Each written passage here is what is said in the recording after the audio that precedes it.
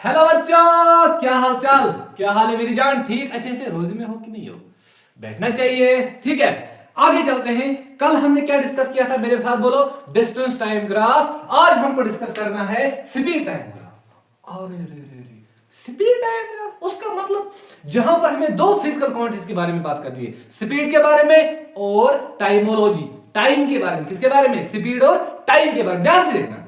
इधर इधर इधर इधर इधर देखो, इधर देखो गाइस, आप देख सकते हो क्योंकि आपको लाइट है। ध्यान से देखना मैंने लिखा क्या है। Speed time graph for uniformly changing speed will be straight line. उसका मतलब जब बॉडी की स्पीड यूनिफॉर्मली चेंज होगी, जब बॉडी की स्पीड यूनिफॉर्मली चेंज होगी, मैं बोलूंगा उसका जो ग्राफ आएगा वो आएगा बेटा straight line. Mention it on your notebook, specially 100 रुपए वाली नोटबुक पे लिखो। क्या वो क्या आएगी? Straight line.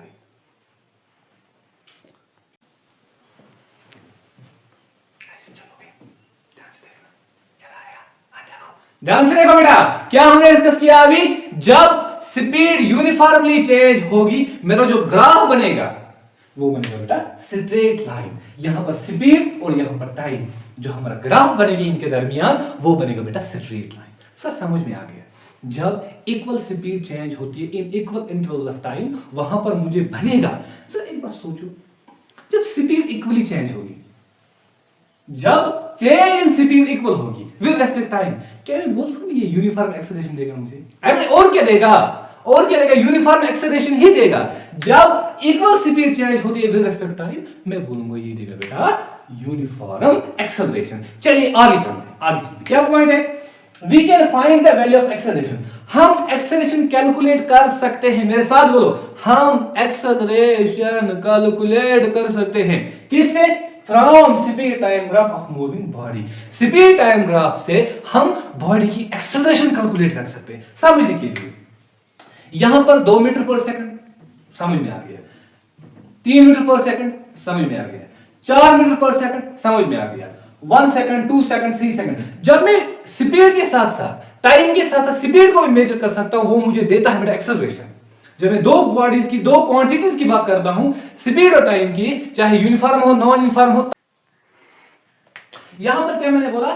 जब बॉडी की स्पीड यूनिफॉर्मली चेंज होती है, वो मुझे देता है यूनिफॉर्म एक्सेलरेशन। और इस ग्राफ से मैं कैसे बनाऊं ग्राफ? मैंने ग्राफ क्यों बनाया? मजबूरी क्या थी? क्योंकि मुझे यहां पर एक्सेलरेशन कैलकुलेट करनी है, चाहे फिर uniform non uniform, I don't care about that. लेकिन मुझे चाहिए क्या? मुझे एक्सेलरेशन कैलकुलेट करनी है, जिसकी वजह से मुझे ग्राफ बनाना पड़ा, जिसकी वजह से आप 9th में आए हो। मुझे से पढ़ के सीख के इंशाल्लाह एनआईटी एग्जाम निकालना है। ठीक है, चलिए आगे। यहां पर क्या लिखा मैंने? Slope of speed time graph. Slope of speed time graph, ये जो मैंने यहां पर बनाया, slope of speed time graph, ये क्या देगा? Of a moving body use acceleration. अभी मैंने बोला यू सी स्लोप आसन चला जिधर मैंने, तो ये क्या देता है? ये देता है बेटा एक्सेलरेशन। एक्सेलरेशन देता है। सर डिस्टेंस टाइम ग्राफ में स्लोप क्या देता है? स्पीड। एग्जैक्ट। 5 रुपए अकाउंट में आ गए, जरा चेक करो। यहां पर क्या लिखा हमने? Acceleration is equal to change in speed divided by time taken. यहां पर क्या लिखा बेटा मैंने? एक्सेलरेशन चेंज इन स्पीड, यहां पर दोनों चलेगा। आप स्पीड लिखो, आप वेलोसिटी लिखो, ग्राफिकल डेरिवेशन में हमें एक ही चीज की बात करनी पड़ती है। यहां पर हमको वेलोसिटी भी सेम क्वांटिटी चलती है और स्पीड भी सेम क्वांटिटी से चलती है। यहां पर क्या लिखा हमने? Acceleration change in speed velocity divided by time taken. कल मैंने ग्राफ बनाया था, फिर मैंने वो रेक्टेंगल जैसी बनाई थी, फिर मैंने बोला था लेंगर ब्रेडर, मैंने बोला था, याद है ना? वही हम यहां पर करेंगे। मुझे ओआर क्या रिप्रेजेंट करेगा? स्पीड। कॉमन सेंस है भाई। ओआर क्या रिप्रेजेंट करेगा? What OR represent? स्पीड। अच्छा, ओ क्यों क्या रिप्रेजेंट करेगा? सर टाइम करेगा। सर आपने खुद लिखा है टाइम करेगा। क्या करेगा? टाइम। मुझे बोलो, आपसे मैं सवाल पूछता हूं, क्या मैं बोल सकता O Q is equal to RP? RP school नहीं, ये देखो, O Q is equal to RP. Done. O R is equal to P Q. O R is equal to P Q, वही पॉइंट्स मैंने यहां पर लिखे। Acceleration R O divide by O Q. ठीक, लेकिन ओ क्यू किसके बराबर है बेटा? आरपी। और आर ओ किसके बराबर है? P Q. फिर मैंने लिखा acceleration is equal to P Q divide by O Q. ये मोस्ट इंपॉर्टेंट पॉइंट है बेटा, इनको मेंशन करके रखो। एक्सेलरेशन किसके बराबर निकल गई हमें? P Q divide by O Q. जरा एक बार सोचो, हमने कल बोला था ना, ये जो अभी मैं अभी भी बोला, कल भी बोला था, ये जो है ना ये स्लोप, ये क्या देता है मुझे? कल के दिया है स्पीड, आज ही देगा एक्सेलरेशन। क्या मैं बोल सकता हूं यहां पर OP is equal to P Q divide by O Q? अरे सर नया ही पॉइंट बना दिया। ये जो है ना ये मुझे देगा क्या बेटा? ये मुझे एक्सेलरेशन देगा, इसलिए मैंने लिखा एक्सेलरेशन तो स्पीड डिवाइड बाई टाइम। ये हो गया बेटा एक्सेलरेशन, ये हो गया बेटा स्पीड, और ये हो गया टाइम। बने रहे, आगे चलते हैं।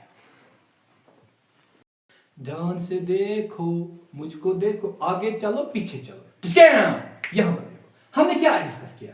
हमने किया स्पीड टाइम ग्राफ। और कल हमने क्या डिस्कस किया था? कल मुझे डिस्कस किया था डिस्टेंस टाइम ग्राफ। उसने क्या दिया था डिस्टेंस टाइम ग्राफ ने? उसने मुझको स्पीड दी थी। क्या दी थी?